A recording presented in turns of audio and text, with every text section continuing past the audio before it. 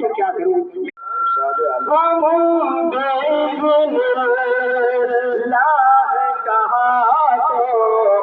مردہ اٹھ کے بیٹھ گیا،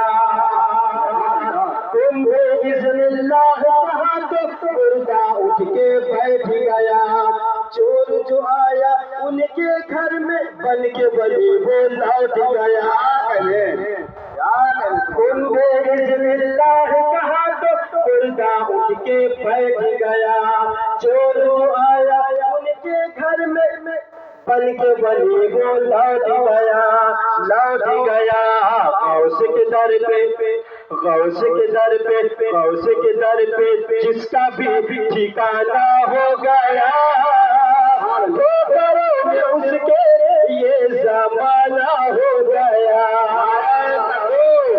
نعرہ رسالت، جشن غوث الورا، جشن غوث الورا، علماء اہل سنت، علماء اہل سنت، نعرہ تکبیر، نعرہ رسالت۔ بزم نور کی آخری کڑی جو اس وقت ہمارے درمیان تشریف فرما ہے، میں چاہتا ہوں کہ بیان محبت کے قریب ہم تمامی حضرات قریب حضرات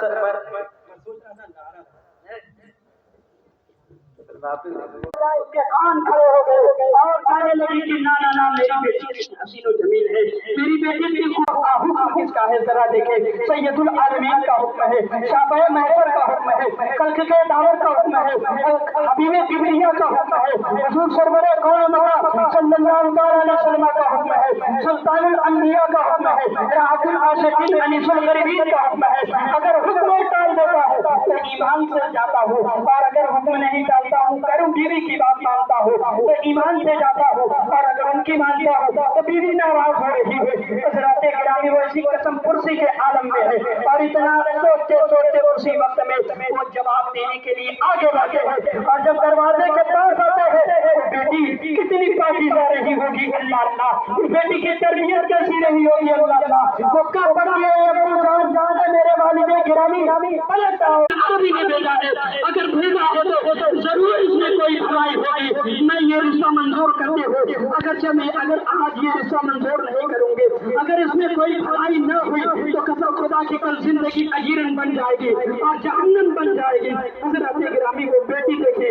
کس طرح سے اس بات کو قبول کر لیتی ہے، اور حضرت جنبی جواب سن کر واپس آتے ہیں آقا کی بارگاہ میں، نکاح